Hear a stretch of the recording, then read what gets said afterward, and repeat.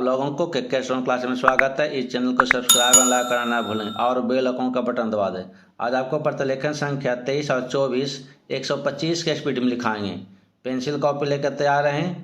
Ready, last ready and start. भाइयों और बहनों, आज मुझे बड़ी प्रसन्नता है कि हमारे बड़े बड़े कृषि वैज्ञानिक और कृषि विशेषज्ञ अपने अनुसंधानों के सार राष्ट्रभाषा हिंदी में प्रस्तुत करने के लिए पूरे देश से यहाँ एकत्र हुए हैं। मैं तो हमेशा ही कहता रहा हूँ कि किसानों तक नई जानकारी उनकी ही भाषा में पहुँचाई जा सकती है। आपने अच्छा किया कि श्री गणेश राष्ट्रभाषा हिंदी से किया। मैं तो चाहूँगा कि सभी भारतीय भाषाओं में राष्ट्रीय कृषि सम्मेलन आयोजित किए जाएं, ताकि सभी क्षेत्रों के किसानों को पता चले कि उनके लिए इस देश के कृषि वैज्ञानिक कितनी मेहनत से नई नई किस्में और तकनीकें निकाल रहे हैं। अब से 3 दिन बाद हम नए वर्ष में प्रवेश करेंगे। मुझे बताया गया कि सन 1995 के वर्ष को यूनेस्को ने सहनशीलता का वर्ष घोषित किया हुआ था। शायद भारत में इसके बारे में ज़्यादा चहल पहल या चर्चा नहीं हुई, क्योंकि भारत देश और भारतीय लोग तो हैं ही सहनशील। इसमें भी सबसे ज़्यादा सहनशील हैं किसान। आप खुद हिसाब लगा लो, हर तरह से भारत का किसान संसार का सबसे सहनशील प्राणी सिद्ध होगा। पहला चेंज, आजकल जाड़ा जोड़ों से पड़ना शुरू हो गया है, फिर भी उत्तर भारत का किसान शीतलहर की परवाह किए बिना आधी रात को उठकर अपने गेहूं के खेत में पानी लगा रहा है, क्योंकि बिजली कुछ घंटों के लिए आती है। किसान ठंड सहकर फसल उगाएगा और फसल पकते पकते गर्मियां शुरू हो जाएंगी, तो जेठ की तपती धूप में वह खेतों में कटाई व मड़ाई का काम करेगा। यह जाड़ा पाला सहना और कड़ी गर्मी में पसीने से लथपथ होकर काम करते रहना, इतनी सहनशीलता बस किसान के बूते की ही है। फिर हिंदी बोलने वाला तो और भी ज़्यादा सहनशील है, हर हाल में जी रहा है। गेहूँ चावल विदेशों में किस भाव बिकता है और हम उसे क्या भाव देते हैं, हर चीज़ के दाम आसमान पर पहुंच गए हैं। महंगाई इतनी बढ़ गई है, मगर किसान की मेहनत का पूरा मुआवजा देने में हम 10 बहाने बनाते हैं और किसान है कि बर्दाश्त कर रहा है। बिजली महंगी हो गई, डीजल महंगा हो गया, संकर बीज महंगा मिलता है, रासायनिक खादें महंगी मिलती हैं, मगर दालों के भाव चढ़ गए तो चिलप्पों शुरू हो जाती है।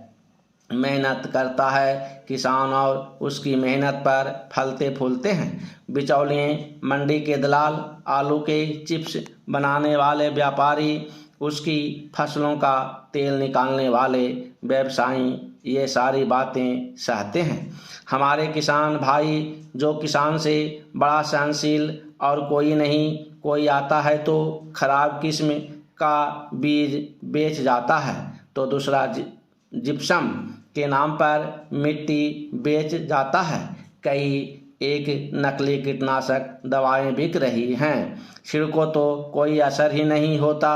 किसान बेचारा सब कुछ सह रहा है। मैं समझता हूं कि यहाँ जो कृषि वैज्ञानिक हिंदी में अपने शोध पत्र प्रस्तुत कर रहे हैं, वे भी बड़े सहनशील होंगे। पहला चेंज, भाइयों और बहनों, मतलब यह है कि अगर किसान को सहनशील बनाना है तो सभी लोगों को दुनिया भर में हिंदी भाषा का प्रचार और प्रसार करना चाहिए। ज़्यादातर व्यापार के लिए कच्चा माल तो किसान ही पैदा करता है, फिर किसान के लिए कृषि अनुसंधान के खर्च में दुनिया भर में कटौती क्यों की जा रही है।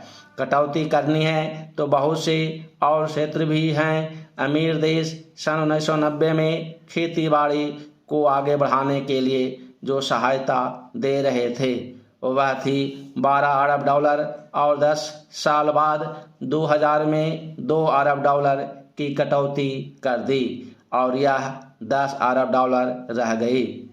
तो पूरी दुनिया को खेती बाड़ी से जोड़ने की ज़रूरत है, तभी ये दुनिया आपस में लड़ना मरना बंद करेगी। मेरा बस चले तो मैं तो हिमालय की सबसे ऊंची चोटी सगरमाथा, जिसे दुनिया एवरेस्ट कहती है, पर चढ़ूं और पूरे जोर से आवाज़ लगाऊं कि ये धरती के वासियों बंदूकें छोड़ो और हल उठाओ, नहीं तो आप ही सोचो कि 20 साल बाद 2020 में जब दुनिया की आबादी 8 अरब हो जाएगी तो सबको खिलाने लायक खाद्यान्न कैसे उपलब्ध होगा। उस समय चीन को भी बाहर से गेहूं मंगाना पड़ेगा। सौभाग्य से भारत के बारे में तो कृषि विशेषज्ञों का यही अनुमान है कि भारत के किसान और कृषि वैज्ञानिक मिलजुल कर बढ़ी हुई आबादी का भी पेट भर पाएंगे। पहला चेंज, आज हमारे अन्न भंडार में 3.5 करोड़ टन से ज़्यादा अनाज भरा है। रबी की फसल आने के बाद यह बढ़कर 5 करोड़ टन तक जा सकता है। रखने की जगह नहीं है, इसलिए समाज कल्याण के कामों में लगाने और विविध रूपों में निर्यात करने के अवसर बढ़ रहे हैं। काम के बदले अनाज और बच्चों को पाठशालाओं में नाश्ता कराने व खाना खिलाने के कार्यक्रम पूरे देश में चलाए जा सकेंगे। यह एक तरह से दूसरी कृषि क्रांति का नतीजा है कि हम 101 करोड़ से ज़्यादा आबादी को अपने खेतों में उपजाई फसल से ही खाद्यान्न उपलब्ध करा रहे हैं। खाने वाले तेल की कुछ बस पहले कमी हुई थी। हमने पुरजोर कोशिश की। पिछले कुछ वर्षों में आयात तो घटकर प्रति वर्ष 300 करोड़ रुपये का हो गया।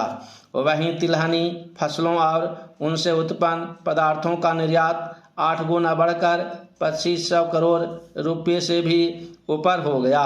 यह सब फल है किसानों, वैज्ञानिकों एवं प्रसार कार्यकर्ताओं के अथक प्रयास का। इस प्रगति में आज कृषि वैज्ञानिकों का योगदान किसी से छुपा नहीं है। इसे सारी दुनिया मानती है।